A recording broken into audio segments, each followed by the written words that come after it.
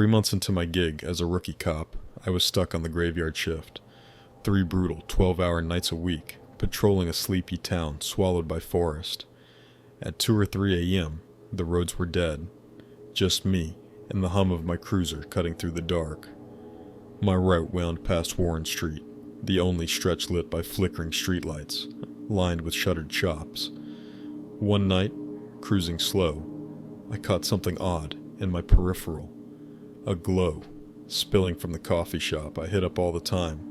It closed at 6 p.m. Sharp. I knew the owner, Tom, like a friend. I slammed the brakes, reversed, and rolled down my window. The lights were blazing inside. Impossible at this hour. Heart thudding, I parked, grabbed my flashlight, and tested the door. Unlocked. "Tom?" I called, my voice bouncing off empty walls, chilling me to the bone. No answer, just the hum of silence, until a noise rasped from below, a basement I didn't even know existed. I found a door, cracked it open, and stared into a black void. Duty dragged me down those concrete steps, my cheap flashlight slicing a pitiful beam through the pitch. At the bottom, that sound hit again, louder, a grotesque mix of mechanical whine and wet, living gurgle, like nothing I'd ever heard. It came from a back room, an office maybe. I froze there, waiting until it erupted from a corner vent, distorted and wrong. I angled my light at the grill, useless, then pressed my ear to it. Breathing. Shallow, deliberate, inches away. My pulse roared. I tilted the flashlight again, squinted through the slats and saw it. A gloved hand, 4 inches from my face. "Get out here now!"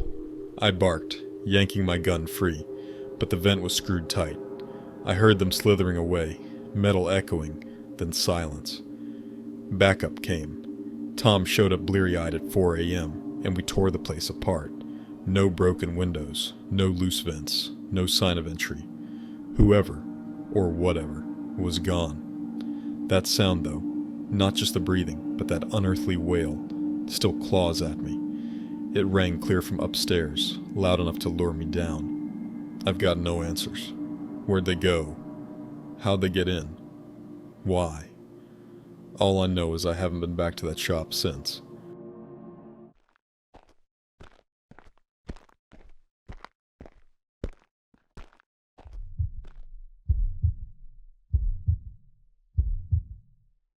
I worked nights at a 24-hour gas station off a lonely Ohio highway.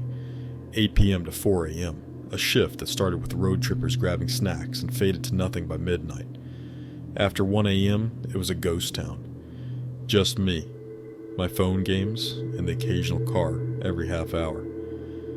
One night, deep into a TV binge, headlights flashed across the window as a car rolled into the lot and parked by a pump. Engine off, lights out, but no one budged. I glanced up, shrugged. Maybe they were texting, and sank back into my show. Minutes ticked by, and it hit me. They were still there. No one pumped gas, no one walked in. Weird, but not my problem. Yet. Then a car door slammed. I paused the show, expecting footsteps, but a guy just stood by his ride, hood up, staring down. Or so I thought. Squinting, I realized he was locked on me. He finally moved, slow, toward the door. The bell jangled as he breezed past the counter, his head dipping just enough for me to catch one glinting eye before he vanished to the snack aisle. Silence stretched too long. "Need help, sir?" I called. Nothing. Just as I edged out from the counter, he reappeared, drifting back outside without a word, not a glance. He popped his passenger door, rummaged, then turned, eyes drilling through the glass straight at me.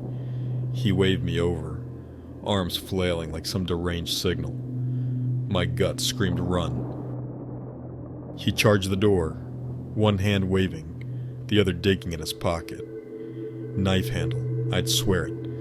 I lunged, locked the door with seconds to spare, and he yanked at it, face pressed to the glass, wild-eyed. "We're closed!" I yelled, slamming the blinds shut as he pounded the window, a steady knock morphing into bangs. "I'll call the cops!" I shouted. He froze, then slunk off. Or so I hoped. I cowered behind the counter, blinds down, 10 minutes crawling by. Peeking out, his car still squatted there, mocking me. Where was he? Back door? Hiding? Another customer rolled up, a chill guy named Mike, and I spilled everything. Mid-chat, the creep's engine growled to life, and he peeled out. We laughed it off, but when my relief, Sarah, clocked in at 4, I drove home trembling, replaying his stare. Never saw him again, thank God.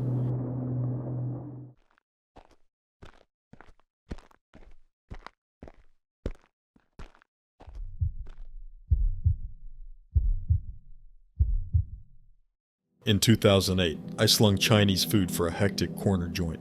Best gig I'd had, raking in tips from non-stop deliveries. One Thursday, half an hour before closing, my boss, Mr. Lee, barked at me to haul an order, 1-ton soup and rice, to a sketchy town 5 miles out. Longer runs meant fatter tips, so I peeled off, pulling up 15 minutes later to a run-down house in a grim neighborhood. Stepping out with the bag, I froze mid-stride. Eyes peeked from an upstairs window, just the top half of a face, watching me like a predator. Not some kid, a grown man, hiding. Unease prickled my neck, but I pushed on. A note taped to the door stopped me cold. Doorbell broken, asleep, door unlocked, money on table, come in, leave food. My brain screamed trap. I glanced up. Window empty now. If they were asleep, why the note? Maybe a shy shut-in, I told myself, snapping a pic of the paper for proof. The knob turned easy. Too easy, and I stepped into blackness. No lights, no table in sight. Stumbling left, I hit what felt like a kitchen. Fridge humming in the void. Fumbling, I cranked my phone's brightness and swung it around. A silhouette loomed in the corner, featureless, still, human-shaped. My breath caught, the bag hit the floor, and I bolted, heart hammering, out the door to my car. I didn't look back, didn't stop, just floored it to the shop. Mr. Lee chewed me out, even after I explained, but that's him. Zero sympathy. I made one more run that night, went home, and lay awake, imagining what waited by that table. Never went near that street again,